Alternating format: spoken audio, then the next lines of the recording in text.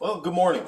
So, I am working on a kitchen and it's got two blind corners on it. So, I've got this one, which is a blind right side, and I got to do a blind left side. So, I want to show you how to put these things together so that you can alleviate some of the pitfalls that happen when you make these things and how you install the hardware. Because you want to be able to do this really quickly and you don't want to think about it. So, when I do this, I try to stick to a brand that I'm familiar with, and that's kind of how I want to start. I want to have something that's good quality, and then every time I'm going to reproduce it. So over the years, I was buying a specific brand, but the prices of them were just going through the roof, and it was getting so expensive. You'd pay almost $400 for one of these things. So I was able to find a manufacturer. The company's name is High Gold, and they are a company in China that makes probably the majority of these units, and all they do is just rebrand them. And I've been really happy with this. Like, this works just absolutely flawless.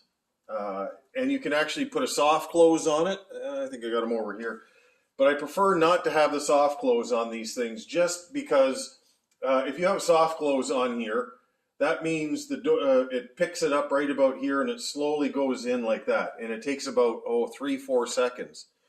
But the problem is the customer will slam the door on this thing and they'll damage the door or the hinges or rip out my blind panel up here. So I prefer not to actually have the soft close unit. So it means that you just have to push the thing in and it's done. But if they did want to put it in, it's just a simple clip in that you can do with these things. So I want to show you a few things on this that are really important when you're putting these things together. Like, it's the boring for the bottom plate and the top plate, but then also the positioning for your blind corner hinge on here. And I want to show you that because that's really important if you're using, let's say, a Blum or a Salici hinge.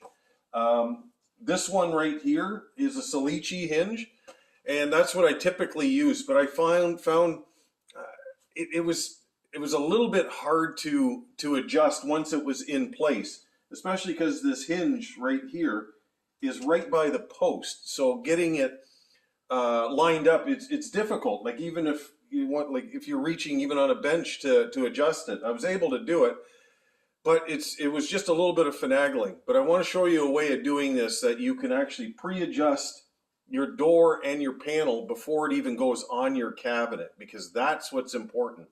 Because you want to be able to drill here first with a jig, bottom and top, and then put on your panel.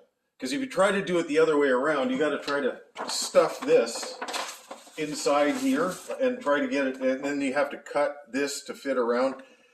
And then the worst is when you're up at the top, okay? And then you want to drill the holes for that. Well, it works, but it gets very floppy. So what I did is I made a jig right here. And I know that my line-up line with the blind panel is right here on that little red line. And all I do is I just put that right where the end of the blind panel is and drill my holes, and then I'm done. So I'll have this screwed to the wall, so every time I need to do one of these things, all I do is take it out, and it works left or right, either way, bottom and top, so you can flip it around either way. But this way, I've got it, it's done, and then I don't need the paper jig anymore. And then I've got a good idea. I'm going to write some other instructions on here if I need to, but at this point, it's very simple. Getting these holes drilled is the biggest thing. But getting the blind panel prepped before you do anything, that's the key to doing this whole thing. So, okay, so I'm going to show you the other blind panel, and I'm going to take you over there right now. Okay, so here is my blind panel right here. Okay.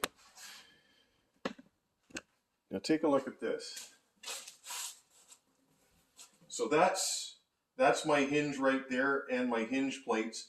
And I've adjusted everything now. So it's got it's flush on the bottom here. And all these screws here for in and out. and my gapping. So my gapping is exactly where I want it.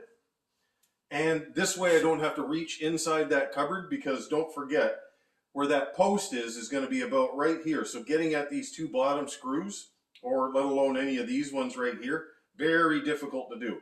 So I pre-assemble it first. Now here's the thing with Blum. When you're doing these blind corners like this, let me just loosen this off. Okay. Check out where the hinge plate is on that. Okay.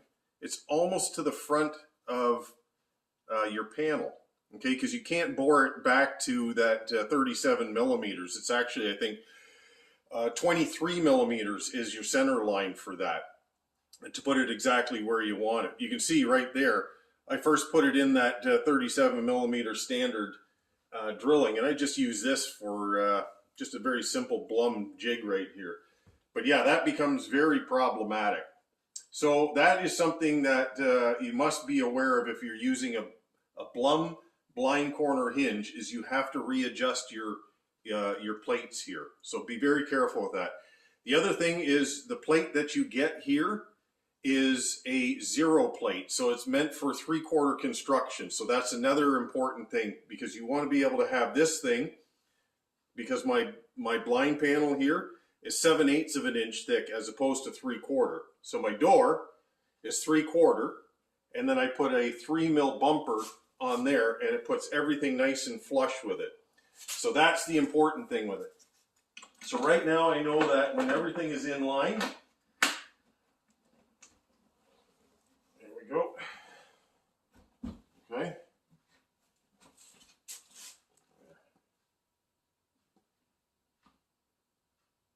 Okay. Now, the other cabinet I have has the Salici hinge, and it works perfectly fine. But in this application, I actually do prefer the Blum with this. It's just a little bit easier to get at the screws for adjustment later on. So that's the reason I do that. But okay, so I'm going to show you the next part with getting the drilling done for the post and getting that into position. And then the final thing is this right here. Okay, so I'm going to show you how to drill this so that you get this, which is your base on here, and then you got the top part here.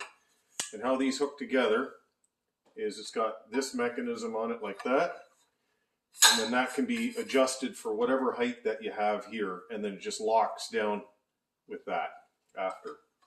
So you want to be able to have this in position here, and then that one right there, and you want to make them exactly the same. So, like I said, you know, like if you have the jig or the paper that's provided, you can put it down here like this, tape it down, drill your holes, and away you go. Maybe if you're only doing one, that's fine. But if you're having to repeat this, this is what I'm talking about. Making a jig like this is indispensable. So if you're having to do this more than once, just make up a jig and know how it goes. But if you're doing it just for a one-off, just stick with the piece of paper here. So the recommended distance on here from the inside is 434 millimeters. I prefer this, 440 millimeters from the inside edge of my cabinet here. And I just find that that works better for me and the positioning, because it gives just a little bit extra room for it. So, that being said, here's my jig. Just line that up right there.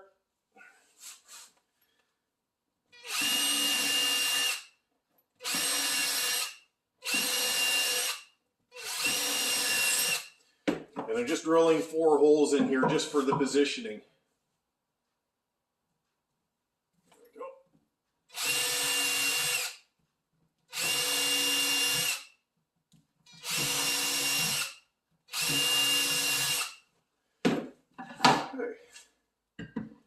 So now I can screw this down.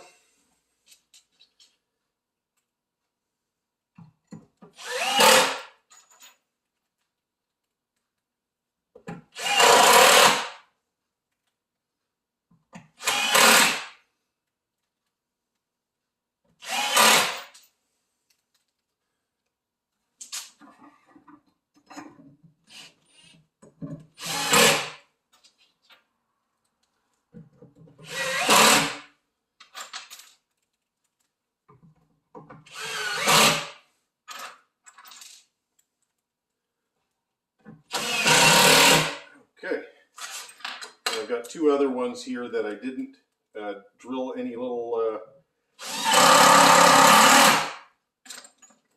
hole for. Just, I find if it goes into the material without the pre-drill there, sometimes they grab a little bit more. So now this is all secured, but here's the thing. I want to make this in such a way that I don't have a dip in my rails here. So the last thing I'm going to be doing is positioning this thing. So this can move up and down right now before I lock that in place. So I'm not going to bother with any of that. Now I want to put on my blind panel and get that into position.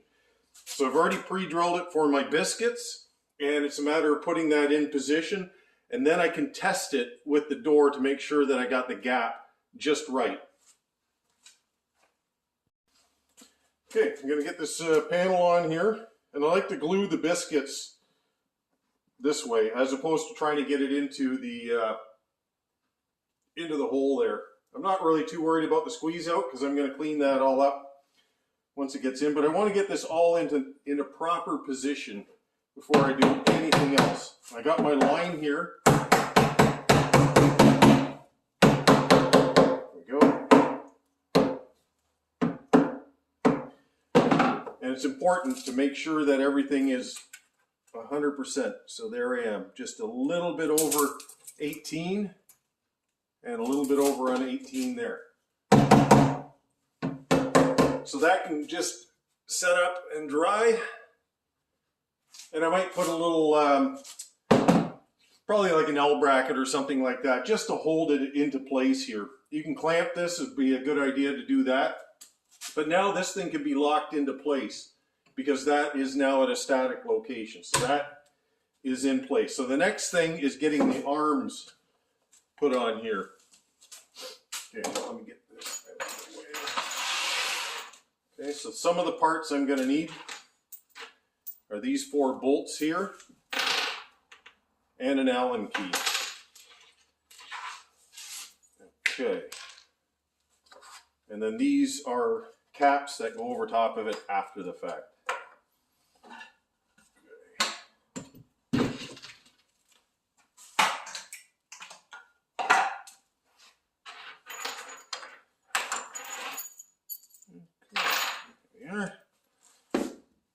So here's the bracket. And I put the first bracket right tight to the bottom. There's one position for it only right there. Just line it up. There we go. Get the other one in, and I make sure I get both of these bolts secured in place before I do anything else. It just makes it that much easier to, because if you get one in and the other one's too tight, you might strip it or something like that. Okay. There.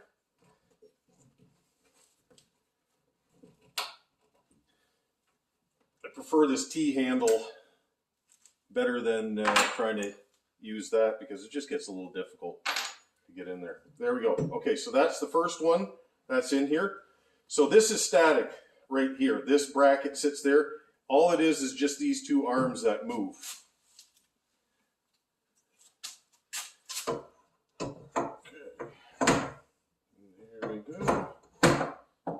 And you can position it to wherever you want. If you want it low like this, or go up to the next height. So I'm going to be putting it right there.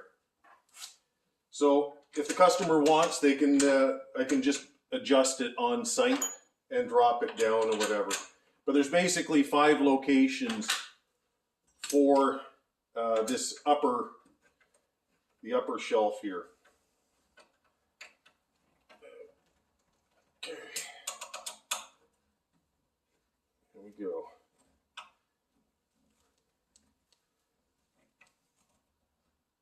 All right, so that's nice and secure there.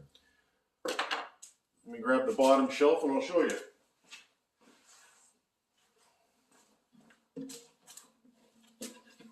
All right. So it's just a matter of getting it onto the arm. You can see right there. that in. The back one always needs a little bit of persuasion, so I just put my hand underneath it, and it's in place, and done. There we go, look at that. So I have a nice gap here for my next door to go across, but I bypass that by, pretty well about 5/8 of an inch, 16 mil or so, and it bypasses my door opening there. Now I can clip my hinge, my door here.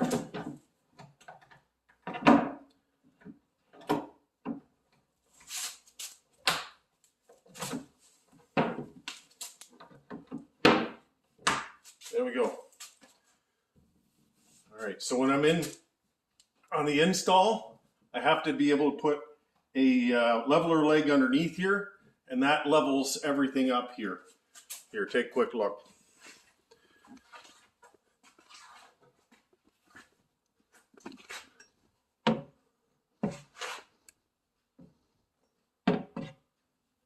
Perfect. All right, the last thing I'm going to do is I'm going to put a rub block on the top and the bottom. So this is melamine glue, and it sticks to the melamine and the plywood since it's all raw. There we go. I always keep these blocks. I make them anytime that I'm cutting, let's say, crown molding or something like that. I just cut up the leftovers and they turn into these rub blocks like this. So what I do is I just push it in place and then rub it until it stops, and then that's good. So that'll at least keep that panel nice and secure, and it won't. Then I know that it won't get ripped off. But there we have it. Beautiful. And realistically, I always budget for about a half an hour, but with this jig, I can basically get this thing done in about 15 minutes. So if it's important to you to have a little bit more production, if you're going to be doing it at least twice, make a jig, and it'll save you a way large amount of time. Have a great day.